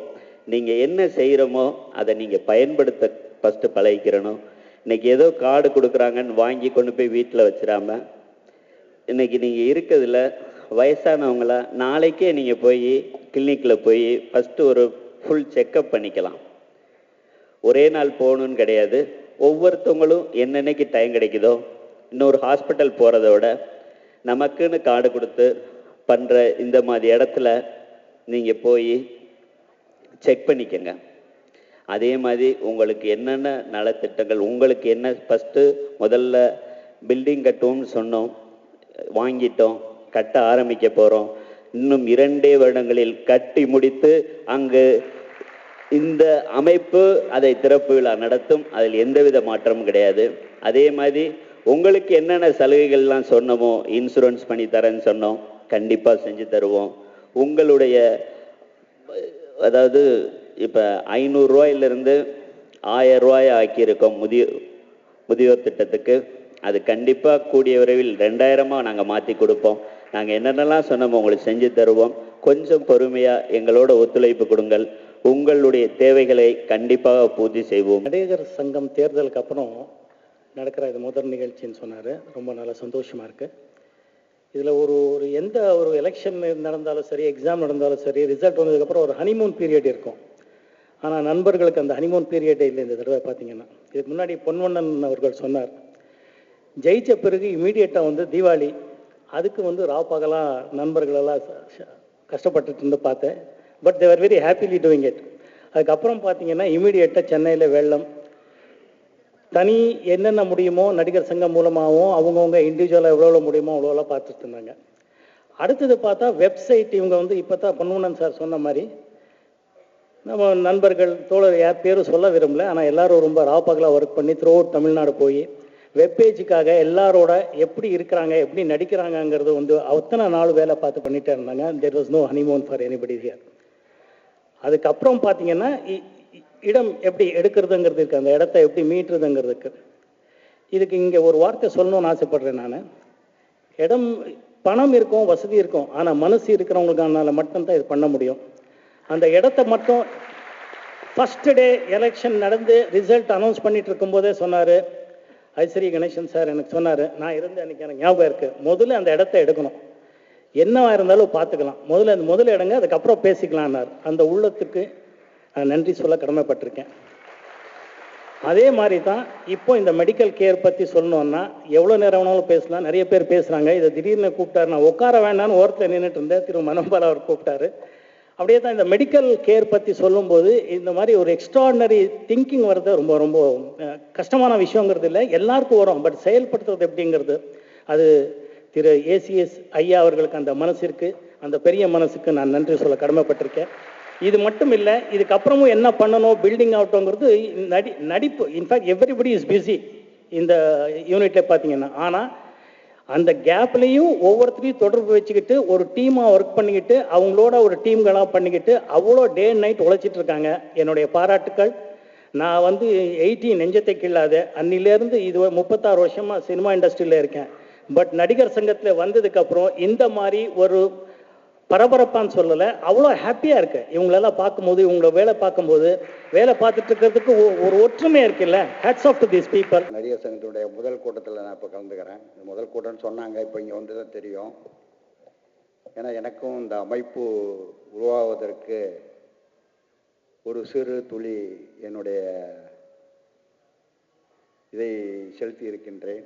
அந்த வகையிலே இந்த வெற்றி எனக்கும் ஒரு வெற்றியாக நான் கருதக்கூடியவன். தம்பி நாசர் சாரோ விஷாலோ இந்த மாதிரி ஒரு பொறுப்புக்கு வருவாங்கன்னு நான் நினச்சி கூட பார்த்தது கிடையாது. ஏன்னா அவங்களுக்கெல்லாம் இந்த மாதிரி ஒரு இன்வால்மெண்ட் இன்ட்ரெஸ்ட் இருக்காது. ஏன்னா நாசர்லாம் நான் படத்துக்கு டேட்டு கேட்டாவே எனக்கு 5 நாள் இருக்குது, 3 நாள் தான் இருக்கும் பாரு. அதே மாதிரி விசாலம் இருக்கக்கூடிய சூழ்நிலையில் எப்படி இந்த பொறுப்புக்கு வருவாங்க அப்படின்னு தேர்தல் நேரத்தில் நினச்சோம். அதற்கு பிறகு அவர்கள் உழைத்த உழைப்பை பார்த்து அவர்கள் வேலை செய்த அந்த என்ன காரணத்திற்காக அந்த நடிகர் சங்கத்தை கைப்பற்ற வேண்டும், அந்த இடத்தை உருவாக்க வேண்டும். அந்த இடத்தில் இருந்து இப்போ பொன்வண்ணன் சொன்ன மாதிரி 10 லட்ச ரூபா இல்லை, மாதத்துக்கு 50 லட்ச ரூபா வருமானம் வர்ற அளவுக்கு அந்த இடத்துலேருந்து பண்ண முடியும். இதே மாதிரி தான் நாங்கள் தயாரிப்பாளர் சங்க பிரச்சனை வரையில் சேம்பர் அந்த இடத்த 5 மாடிக்கு பெர்மிஷன் வாங்கி கட்டி இன்றைக்கி வாடகை மட்டும் 35 லட்சம் ரூபாய் வருது. அதை விட அதிகமான இடம் நடிகர் சங்க இடம், அதை விட அதிகமான ஒரு மரியாதைக்குரிய இடம் நடிகர் சங்க இடம். இன்றைக்கி அந்த ரோட்டில் ஒரு கிரவுண்டு 8 கோடி ரூபாய் 9 கோடி ரூபாய் போகக்கூடிய இடம். ஆனால் அதெல்லாம் பெருசு இல்லை. நம்மளுடைய நிர்வாகம் செஞ்சது, அது எப்படி பேசுனீங்களோ யார் பேசுனாங்களோ எனக்கு தெரியாது சரியா. அந்த எக்ரிமெண்ட்டை கேன்சல் செய்யுது. அது பூச்சி முருகனாக இருக்கட்டும், விஷாலாக இருக்கட்டும், எல்லாராக இருக்கட்டும், அது சாதாரணமாக என்ன நானும் அது தொழில் செய்து கொண்டிருக்கின்றேன். கான்ட்ராக்ட் அந்த joint venture business building contractor. Cinema துறையிலேருந்து அதை செஞ்சால் தான் சினிமாவை பிழைக்க வைக்க இருக்க முடியும், அந்த மாதிரி ஒரு நிலைமை. ஆனால் அந்த எக்ரிமெண்ட்டை கேன்சல் பண்ணி மறுபடியும் அந்த இடம் நடிகர் சங்கத்துக்கு வரும்னு நான் கனவுல கூட நினச்சது கிடையாது. ஏன்னு கேட்டால் அந்த மாதிரி ஒரு ஒப்பந்தம், அந்த ஒப்பந்தத்தை கேன்சல் செய்வது என்பது உலக சரித்திரத்தில் இது ஒன்றா தான் இருக்கும். ஏன்னா யாரும் அந்த இடத்தை விட்டு கொடுக்க மாட்டார்கள். அந்த ஒப்பந்தத்தை கேன்சல் பண்ண முடியாது. நடிகர் சங்கம் என்ற ஒரு அமைப்புங்கிறதுனால தான் அந்த அவங்க விட்டு கொடுத்தாங்க. அதே சத்தியம் அந்த குரூப்ஸ், அவங்களுக்கு நன்றி சொல்கிறோம் இன்னைக்கு, அது நன்றி. ஆனால் அந்த இது மாதிரி வேற பில்டர்ஸ் யாருக்கிட்டையாவது அந்த கான்ட்ராக்ட் இருந்திருந்து நடிகர் சங்கம் இல்லாமல் ஒரு தனிப்பட்ட ஒரு மனிதர் எவ்வளோ பெரிய பெரிய ஆளாக இருந்தாலும் சரி அந்த ஒப்பந்தத்தை கேன்சல் செய்யவும் முடியாது, அதை வாங்கியிருக்கவும் முடியாது. அந்த ஒரு தனி தைரியம் விஷாலுக்கு ஏற்பட்டது என்றால், நாசர் சாருக்கு ஏற்பட்டது என்றால், அதெல்லாம் நீங்கள் பின்னாடி இருக்கிற ஒரே காரணம் தான். முதல்ல அதுக்கு தான் உங்களுக்கு வாழ்த்து சொல்கிறேன்னா, அந்த இடத்த கை வாங்கினதே ஒரு பெரிய மாபெரும் வெற்றி உங்களுக்கு. இதுக்கு மேலே நீங்கள் செய்கிறீங்களோ செய்யலையோ, யாராவது ஒரு அதை பில்டிங் கட்டிடுவாங்க. அதை கட்டி அதோடைய வருமானம் கண்டிப்பாக நடிகர்களுக்கு வரும். அதனால் அந்த இடத்துல ஆனால் நீங்கள் இப்போ சும்மா இருக்கக்கூடாது. எனக்கு முன்னாடி அந்த நடிகர் சங்கம் இருக்கையில் எல்லோரும் ஈவினிங்கில் போய் டான்ஸு ப்ரோக்ராம் பண்ணிக்கிட்டு இருந்தாங்க, மஜாஜ் பண்ணிக்கிட்டு அந்த எக்ஸசைஸ் பண்ணிக்கிட்டு இருந்தாங்க, ஃபுட்பால் விளையாண்டுக்கிட்டு இருந்தாங்க. எல்லா இதுவும் நடிகர் சங்கத்தில் நடந்துக்கிட்டு இருந்தது. இப்போ அது காலி இடமா இருக்கிறது. அந்த காலி இடத்துல அதை பயன்படுத்த வேண்டும். பேட்மேன், அந்த டென்னிஸு கோர்ட்டு அந்த மாதிரியெல்லாம் போட்டு எப்போவுமே அங்கே ஆள்கள் நடந்து கொண்டு அந்த பில்டிங் கட்டுறதுக்கு முன்னாடி அந்த பூஜை இடம் குரு பூஜை போட முன்னாடி அதை நீங்கள் செஞ்சுக்கிட்டு இருந்தீங்கன்னா இன்னும் நல்லாயிருக்கும். அதுக்குன்னு ஒரு குழு அமைச்சு யார் நடிகர்கள் இருக்காங்களோ அவங்கெல்லாம் காலைல அங்கே போய் ஒர்க் பண்ணி, முன்னாடி ஜெமினி சார்லாம் இருக்கையில் ஆந்திரா கிளப்பில் டென்னிஸ் விளையாண்டுட்டு இருப்பாங்க. அந்த கோர்ட் இருக்கும், ஜெய் சார் வருவார், ரவிச்சந்திரன் சார் வருவார், எல்லோரும் வந்துகிட்டு இருப்பாங்க. நாங்கள்லாம் அங்கே போய் உட்காந்து விளையாண்டுட்டு இருப்போம். அது மாதிரி நடிகர் சங்கம் கொஞ்ச நாளில் இருந்தது. இப்போது அந்த இடத்துக்கு போகாமல் இருக்கவே கூடாது. டெய்லி அங்கே ஒரு 50 பேர் 100 பேர் அந்த இடத்துல இருந்துக்கிட்டு இருந்தால் ஆட்டோமேட்டிக்காக அந்த பில்டிங்க்கு எப்போ நம்ம அந்த பூஜை போட்டு ஆரம்பிக்கிறோமோ அது வரைக்கும் தொடர்ச்சியாக இருக்க வேண்டும் என்பது என்னுடைய ஆசை. அதை தெரிவித்துக் கொள்கிறேன். அடுத்தபடியாக இன்று என்னுடைய சகோதரர் ஏஜஸ் அவர்கள் இந்த மருத்துவ திட்டத்தை அவர் எப்போவுமே நம்ம சினிமா துறையில் ஐஸ்வர்ய கணேஷ், நம்ம சண்முக சார்லாம் ரொம்ப இன்வால்மெண்ட் உள்ளவங்க. அவர்கிட்ட தயாரிப்பாளர்கள் போகாத தயாரிப்பாளர்கள் இருக்காது. எதுக்குன்னா ஃபைனான்ஸுக்கு. அந்த மாதிரி யாருக்கோ இல்லைன்னு சொல்ல மாட்டார். அவரால் முடிஞ்சதை செய்வார்.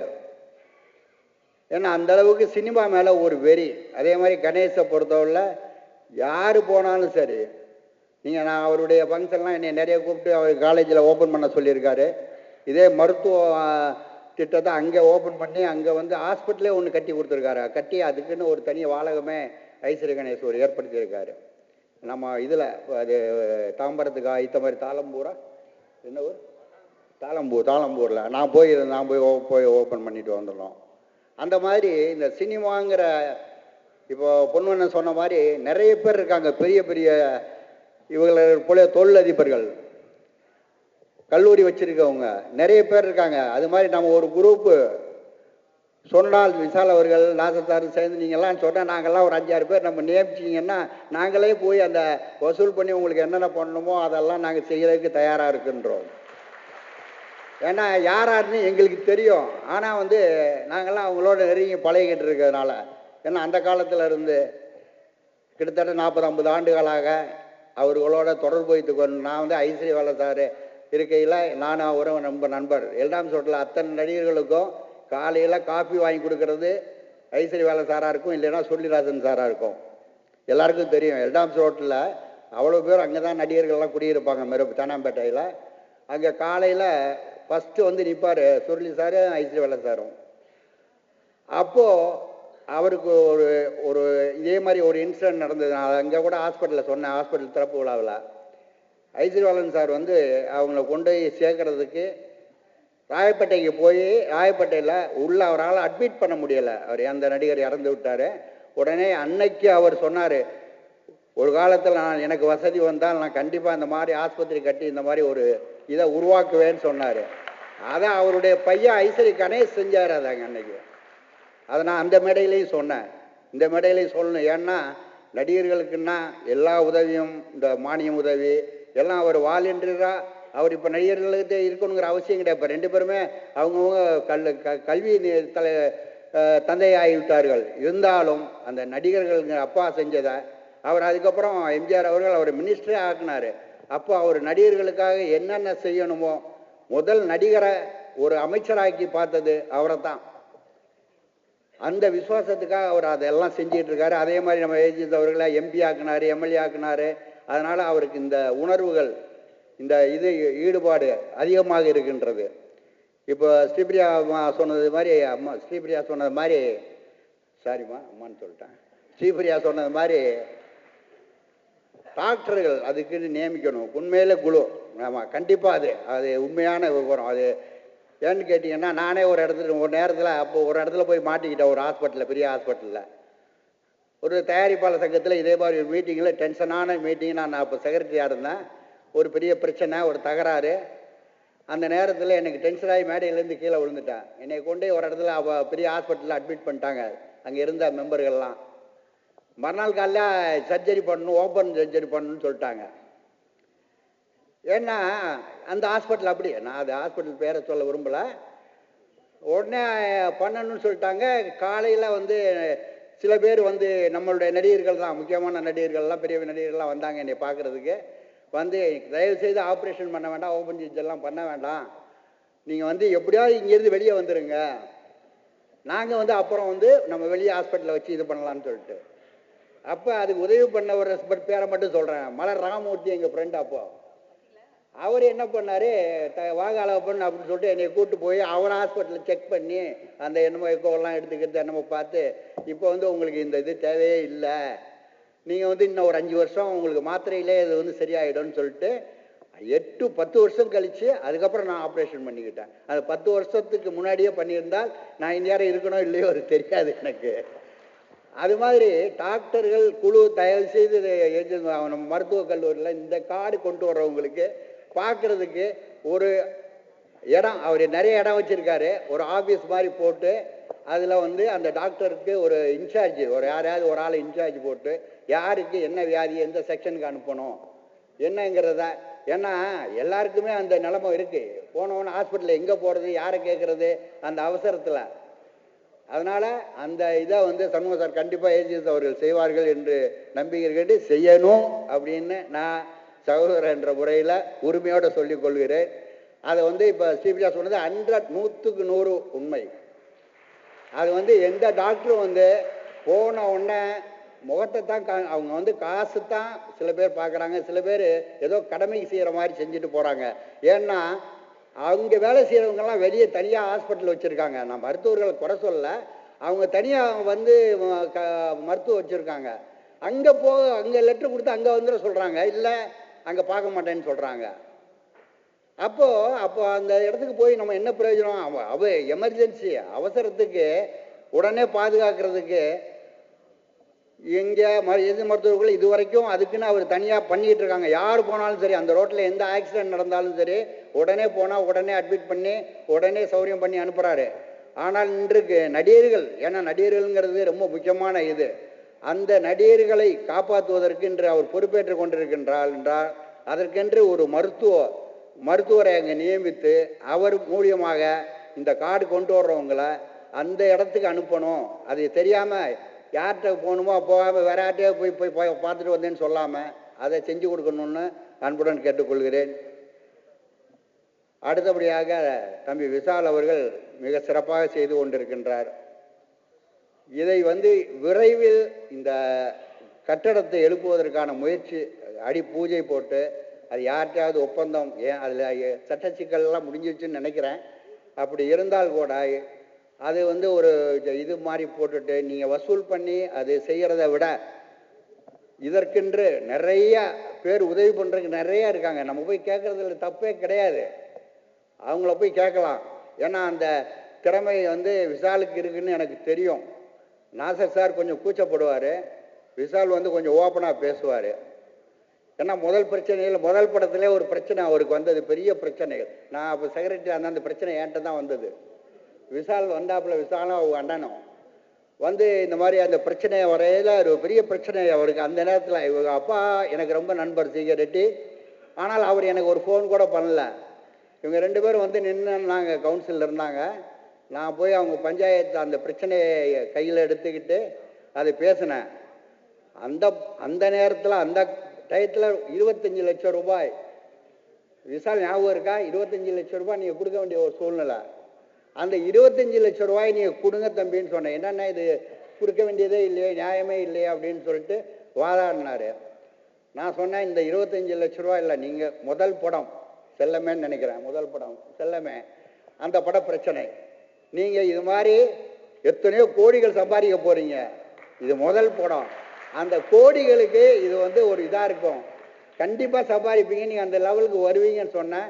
இன்னைக்கு வந்து இந்த நடிகர்களுக்கெல்லாம் தலைவராகிற அளவுக்கு அவர் முன்னேறி இருக்கிறாருன்னா, நான் அன்னைக்கே அவரை வந்து ஜட்ஜு பண்ணி அவரை சொல்லிவிட்டு அவங்க அப்பாவுக்கு ஃபோன் பண்ணி சொன்னேன், இந்த 25 லட்ச ரூபா கொடுக்குறத பற்றி நீங்கள் வருத்தவே படாதீங்க, இந்த 25 லட்சம் மாதிரி எத்தனையோ கோடிகளை உங்கள் பையன் சம்பாதிப்பார் அப்படின்னு சொன்னேன். அந்த இதையும் நிறைவேறி இருக்கு. அது மாதிரி நடிகர் சங்க கட்டணம் அவர் மாதிரி ஹைட்டாக ரொம்ப வளர்த்தியாக கட்டி வானுயரை கட்டி எங்களை எல்லாம் மகிழ்விக்க வேண்டும் என்று கேட்டு விடைபெறுகிறேன். என்னுடைய மறைந்த தந்தை ஐசரி வேலன் அவர்கள்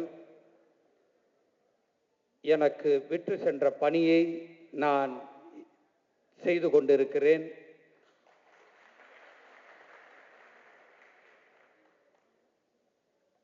அவர் இருந்தால் என்ன செய்வாரோ அதை தான் நான் இப்போது செய்து கொண்டிருக்கிறேன்.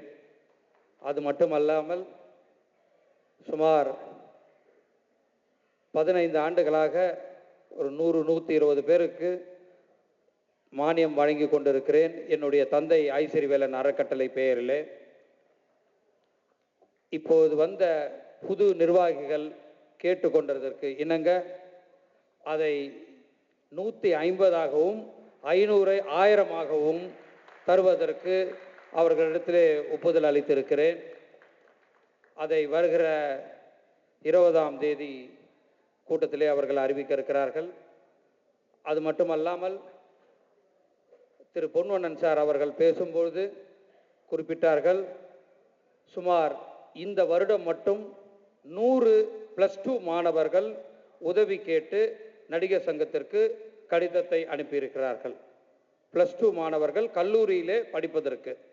நான் அவரிடம் சொன்னேன், அந்த 100 மாணவர்களையும் நான் சேர்த்துக்கொள்கிறேன், என்னுடைய கல்லூரியிலே அவர்களை இலவசமாக படிக்க வைக்கிறேன் என்று.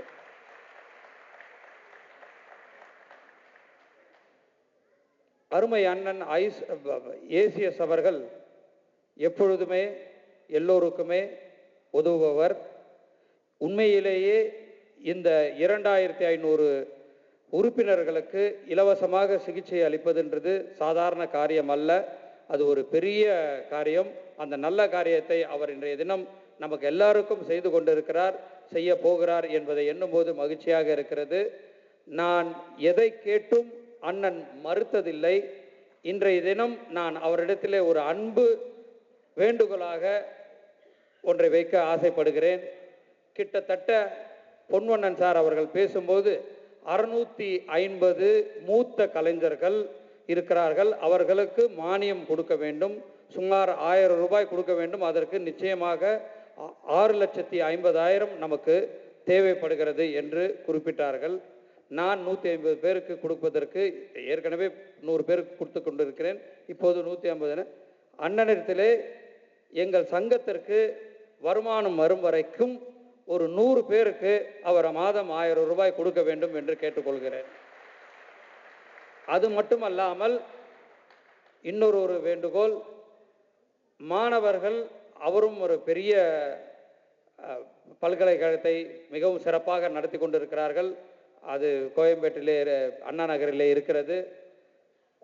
100 பேருக்கு மேலே வருபவர்களை மாணவர்களை கல்லூரியில் இலவசமாக படிப்பதற்கு அவரிடம் கேட்டுக்கொள்கிறேன்.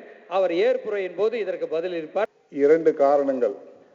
ஐஸ்வரி கணேசனும் நானும் வேகமாக இந்த கலைத்துறைக்கு வருவதற்கு 2 காரணங்கள். ஒன்று, புரட்சித் தலைவர் எம்ஜிஆர் பல்கலைக்கழகத்திலே படித்தவர்கள் நாங்கள். ஒரே ஒரு கருத்தை மட்டும் புரட்சித் தலைவருடைய காலத்தை சொல்லுகிறேன். நாங்கள் சட்டமன்ற உறுப்பினராக இருக்கும்போதும் எம்பியாக இருக்கும்போதும் எங்களுக்கு சொல்லுகின்ற முதல் பாடம், நம்முடைய கை இப்படி இருக்க வேண்டும், இப்படி இருக்கக்கூடாது என்று, கொடுக்க வேண்டும் வாங்கக்கூடாது என்று சொல்லப்படும்.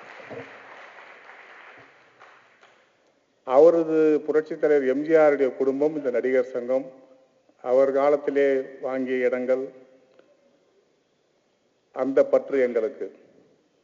இரண்டாவது, எனக்கு இதிலே உரிமமும் இருக்கிறது இந்த நடிகர் சங்கத்திலே என்று சொன்னால், நான் கிட்டத்தட்ட விகேஆர் அவர்கள் தலைவராக இந்த சங்கத்திற்கு மக்கள் திலகம் இருந்திருக்கிறார், புரட்சி தலைவர் இருந்திருக்கிறார், எஸ்எஸ்ஆர் இருந்திருக்கிறார், கேஆர்ஆர் இருந்திருக்கிறார், விகேஆர் இருந்திருக்கிறார். விகேஆர் காலத்திலே நான் இந்த அறக்கட்டளைக்கு ஒரு உறுப்பினராக, 5 உறுப்பினர்களில் நான் ஒரு உறுப்பினராக இருந்திருக்கிறேன்.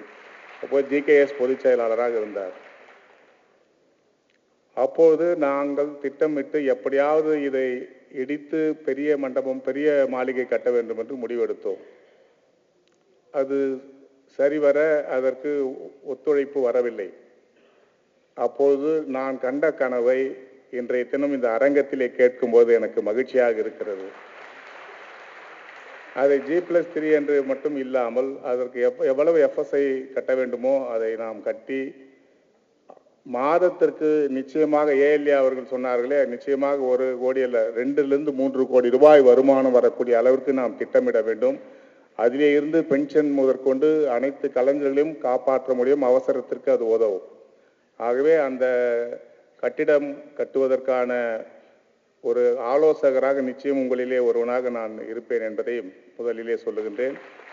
2, என்னுடைய தளபதி திரு ஐஸ்வர்யா அவர்கள் பல நன்மைகளை இங்கே செய்திருக்கிறார்கள், சொல்லிக்கொண்டே இருக்கிறார்கள், அனைவரும் புகழ்ந்திருக்கிறார்கள், மகிழ்ச்சி.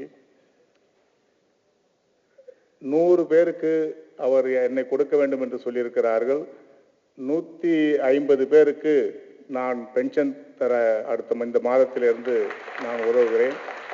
ஐஸ்வர்யா அவர்கள் 100 பேருக்கு கொடுக்கிறார். தம்பி 100 பேருக்கு கொடுக்கும்போது அண்ணன் 150 பேருக்கு கொடுக்க வேண்டும். மாதம் 1000 ரூபாய் நான் கொடுக்கிறேன். அதுபோல இந்த இலவச சிகிச்சை பற்றி சொன்னார்கள். ஒரு அறுவை சிகிச்சை, ஒரு பேபி சிசரின் என்றால் ஒரு கார்ப்பரேட் ஒரு மருத்துவமனையிலே கிட்டத்தட்ட 1 லட்சம் ரூபாய் மினிமம் ஆகும், குறைந்தது. ஆனால் ஒரு 2000 ரூபாய்க்கு நீங்கள் மருந்து, நாசர் ஐயா அவர்கள் சொன்னது போல ஒரு 2000 ரூபாய்க்கு மருந்து வாங்கி கொடுத்தாலே நாங்கள் அதை இலவசமாக செய்கிறோம். பிரசவத்தை பொறுத்தவரை நாங்கள் 1 ரூபாய் கூட மருந்துக்கு கூட நாங்கள் வாங்கவில்லை, இலவசமாக செய்து தருகிறோம், எந்த பிரசவமாக இருந்தாலும். பிரியா மேடம் அவர்கள் ரொம்ப வருத்தப்பட்டார்கள். அது டாக்டர்களிலே ஒரு 30% பேர் அந்த குணம் படைத்தவர்கள். ஏஎல்ஏ அவர்கள் குறிப்பிட்டது போன்று ஒரு 30% பேர் பணம் பணம் என்று அலைகின்றவர்கள். அதை நாம் குறை சொல்ல முடியாது. ஆனால் அது என்னுடைய பெயரிலே, ஏசிஎஸ் பெயரிலே, எம்ஜிஆர் பல்கலைக்கழகத்திலே ஒரு அங்கமாக இருக்கின்ற கல்லூரி. ஆகவே நாங்கள் மிகுந்த எச்சரிக்கையோடு உங்களை நாங்கள் பார்த்துக் கொள்வோம் என்பதை இந்த நேரத்திலே சொல்ல கடமைப்பட்டிருக்கிறேன். அடுத்து இன்னொரு கருத்துக்களையும் சொன்னார்கள். அந்த மருத்துவமனையிலே இருதய சிகிச்சை மட்டும் இல்லை, ஆன்ஜியோவும் ஓப்பன் ஹார்ட் சர்ஜரி மட்டும் இல்லை. ஆனால் அதற்கும் இப்போது நான் ஐசரி இத்தனை சலுகைகளை சொல்லுகிறார்களே, நாமும் சொல்ல வேண்டும் என்று முடிவெடுத்து இன்னொரு சலுகையும் சொல்கிறேன். என்னுடைய மிகப்பெரிய ஒரு மருத்துவமனை பெங்களூரில் இருக்கிறது. அது கிட்டத்தட்ட 1500 படுக்கைகள் கொண்டது, 20 ஆபரேஷன் தியேட்டர்கள் இருக்கிறது. அது கர்நாடகாவிலே நம்ம முதல் மருத்துவமனை அதுதான். அந்த மருத்துவமனையிலே நீங்கள் ஒரு ஒரு இருதய மாற்று சிகிச்சை வேண்டுமென்றால் அல்லது இருதய சிகிச்சை செய்ய வேண்டுமென்றால் குறைந்தது 3 லட்சத்திலிருந்து 6 லட்சம் ரூபாய் வரும். நீங்கள் மருந்து மட்டும் வாங்கி கொடுங்கள், அது 80,000 ரூபாய்க்கு 1 லட்சம் ரூபாய்க்கு வரும். நாங்கள் அதையும் நாங்கள் ஒரு பைசா எங்களுக்கு இல்லாமல் நாங்கள் செய்து கொடுக்கிறோம். அதே போல் ஆன்ஜியோபிளாஸ்ட் பிரைவேட் மருத்துவமனையிலே நிச்சயமாக 1 லட்சம் ரூபாய் வரும். நாங்கள் ஒரு 2000 ரூபாய் 3000 ரூபாய்க்கு மருந்து வாங்கி கொடுத்தாலே அல்லது ஸ்டண்ட் வாங்கி கொடுத்தாலே அதையும் நாங்கள் இலவசமாக பெங்களூர் மருத்துவமனையிலே செய்கிறோம். ஒரு 2 ஆண்டு காலத்திலே சென்னையிலே ஏசிஎஸ் மருத்துவக் கல்லூரியிலே அது வந்துவிடும் என்பதை இந்த நேரத்திலே நான் உங்களுக்கு உறுதி சொல்லி, இங்கு பல கருத்துக்களை சொன்னார்கள். எங்களை பொறுத்தவரை இந்த அமைப்பு, இந்த புதிய நிர்வாகிகள் என்பது எல்லோரும் இங்கு சொன்னது போன்று யாரும் அவர்கள் தேர்தலிலே போட்டி என்று சொல்லும்போது கூட நம்ப மறுத்தார்கள். கடைசி வரை விஷால் வாபஸ் வாங்கி விடுவார் என்று சொன்னார்கள். ஆனால் ஒரு சிங்கக்குட்டி அல்ல, ஊரிலே கிராமங்களிலே சொல்லுவார்களே, கிராமத்திலே சொல்லுவார்கள் எல்லா திறனும் இருக்கின்றவனுக்கு வராம்பார் சிங்கக்குட்டின்னு. அதுபோல இந்த சமுதாயத்தினுடைய இந்த குடும்பத்தினுடைய சிங்கக்குட்டியாக நமக்கு விஷால் கிடைத்திருக்கிறார்கள். அதுதான் மிக அழகாக சொன்னார்கள். அடுத்து தலைவர் அவர்கள், இப்படிப்பட்ட ஒரு தலைவரை நான் என்னுடைய காலத்திலே பார்த்ததில்லை என்று கூட சொல்ல முடியும். ஒரு அன்பு என்று சொன்னால் நம்முடைய தலைவர் அடக்கம், பெருந்தன்மை, சாதாரண தொண்டன் போல ஒரு பகட்டு 450 படங்கள் நடித்தவர் போல பழகிறார். ஒரு வரலாற்று நாயகன் நீங்கள். ஒரு பதவிக்கேற்ற தலைவர், தலைவருக்கேற்ற பதவி கிடைத்திருக்கிறது. தகுதியான தலைவர் இந்த சங்கத்திற்கு கிடைத்திருக்கிறார்கள். அதை நான் உங்களுக்கு பாராட்ட கடமைப்பட்டிருக்கிறேன். அதுபோல் 2 தலைவர்கள், ஒரு பொன்வண்ணன் அவர்கள் என்சைக்ளோபீடியா என்று சொல்லலாம். எப்படி புட்டு முதல்ல எடுத்து சொன்னார்கள். எல்லாருக்கும் பொதுச் செயலாளர் உட்பட, பொருளாளர் உட்பட எந்தெந்த உறுப்பினர்கள் எங்கே இருக்கிறார்கள், என்னென்ன வயது, அவர்களுக்கு என்னென்ன குழந்தைகள், எங்கே படிக்கிறார்கள். இப்படிப்பட்ட ஒரு அமைப்பை, இப்படிப்பட்ட ஒரு சங்கத்தை இதுவரை நான் கேள்விப்பட்டதில்லை. அப்படிப்பட்டவர்கள் இங்கே கிடைத்திருக்கிறார்கள். அதைத்தான் விஜயகுமார் அண்ணன் அவர்கள் அழகாக இங்கே சொன்னார்கள், நல்லதை பாராட்டுகிறேன் என்று. அதுபோன்று நம்முடைய பொருளாளர் சொல்ல அந்த பாரம்பரியமான பெருந்தன்மையான ஒரு குடும்பம் என்று அந்த குடும்பத்தினுடைய தவப்புதல்வராக நமக்கு இந்த சங்கத்திற்கு கிடைத்திருக்கிறார்கள். ஆகவே அகரம் ஃபவுண்டேஷனுக்கு நாங்கள் மாணவர்களை கொடுத்திருக்கிறோம். இலவசமாக 20 மாணவர்கள், 25 மாணவர்கள் நினைக்கிறேன். ஆகவே அவர்களும் அங்கே தொண்டுகளை செய்து கொண்டிருக்கிறார்கள். அப்படிப்பட்ட ஒரு சாதிக்க பிறந்தவர்கள் என்று சொன்னால் இந்த சங்கம்தான், இந்த நிர்வாகிகள் தான். ஆகவே சாதனை படைத்து இந்த கட்டிடத்தை கட்டி, இந்த குறிப்பாக ஏழை எளிய 2500 பேர் வறுமை கோட்டிற்கு கீழே இருக்கின்றார்களே, அவர்களை காப்பாற்ற வேண்டும் என்று துடிக்கிறீர்களே, நிச்சயமாக உங்களிலே ஒருவனாக நான் நிச்சயமாக இருப்பேன். ஐசரி சொன்னது போன்று இன்னொரு கருத்தையும் நான் சொல்ல கடமைப்பட்டிருக்கிறேன். ஏற்கனவே நான் பொதுச் செயலரும் தலைவரிடம் சொல்லியிருக்கிறேன். 100 மாணவர்கள் இந்த ஆண்டு +2 வருகிறார்கள். 25 மாணவர்களுக்கு இலவசமாக நான் நிச்சயமாக கல்வி தருகிறேன். பொறியியல் கல்லூரி, ஆர்ட்ஸ் காலேஜ், பாலிடெக்னிக், இந்த 3 நிறுவனங்களிலேயும் இலவசமாக நான் படிக்க வைக்கிறேன் என்பதையும் இந்த நேரத்திலே சொல்லி, அத்தனை நம்முடைய செயற்குழு உறுப்பினர்களை பாராட்ட வேண்டும். அதை அவர் சொன்னார், காலில் விழுந்து பாராட்ட வேண்டும் என்று சொன்னார்களே, அப்படிப்பட்ட ஒரு அற்புதமான ஆக்டிவ் சோல்ஜர்ஸ் என்று சொல்வார்களே, அப்படிப்பட்ட செயற்குழு உறுப்பினர்கள் கிடைத்திருக்கிறார்கள். நிச்சயமாக இந்த சங்கம் 3 ஆண்டுகளிலே, இந்த கட்டிடம் 2 ஆண்டுகளே முடியாது. திறப்புழா தேர்தலுக்கு 3 மாதத்திற்கு முன்புதான் அந்த கட்டிடம் திறப்புழா நடைபெறும். அடுத்து நீங்கள் ஐயா சொல்லுங்களே, 3 ஆண்டு காலத்திலே தலைவர் பொன்வண்ணன் சொன்னார், 3 ஆண்டு போதும், நாங்கள் கட்டிடத்தை கட்டிவிட்டு வெளியே வருகிறேன் என்று சொன்னார். 3 ஆண்டு காலத்திலே நீங்கள் கட்டிடம் கட்டி 3 கோடி ரூபாய் மாதம் வருமானம் கொண்டு வந்தால் 300 வருடம் உங்களுடைய தலைமுறையாக நீங்கள் தானே இருக்க போகிறீர்கள் சங்க நிர்வாகிகளாக. யாரும் செய்யாததை, சாதிக்காததை நீங்கள் சாதிக்கும் போது உங்களை இந்த மக்கள் யாரும் மறந்துவிட மாட்டார்கள், தலைமேல் தூக்கி கொண்டு ஆடுவார்கள். ஆகவே உங்களது பொற்காலத்துடைய ஆட்சியாக இந்த சங்கம், இந்த நிர்வாகம் இருக்கும் என்பதை என்னுடைய வாழ்த்துக்களை அத்துணை பேருக்கும் சொல்லி, ஒரு மாறுதல் கிடைத்திருக்கிறது, மக்கள் நம்பிக்கொண்டிருக்கிறார்கள். அதை நீங்கள் அழகாக சொன்னீர்கள். 6 வருட வேலையை 6 மாதத்திலே செய்தோம் என்று. அது உண்மைதான், பாராட்டக்கூடிய செய்தி. யாரும் செய்ய முடியாததை செய்து கொண்டிருக்கிறீர்கள். உங்களோடு நான் உறுதுணையாக, நிச்சயமாக ஒரு நல்ல ஒரு ஆலோசனாக, உங்களிலே ஒரு உறுப்பினராக கூட நான் உங்களோடு இருப்பேன் என்பதை இந்த நேரத்திலே சொல்லி, வாய்ப்புக்கு நன்றி தெரிவித்து, குறையில்லாமல் உங்களோடு இருப்பேன் என்று சொல்லி விடைபெறுகிறேன்.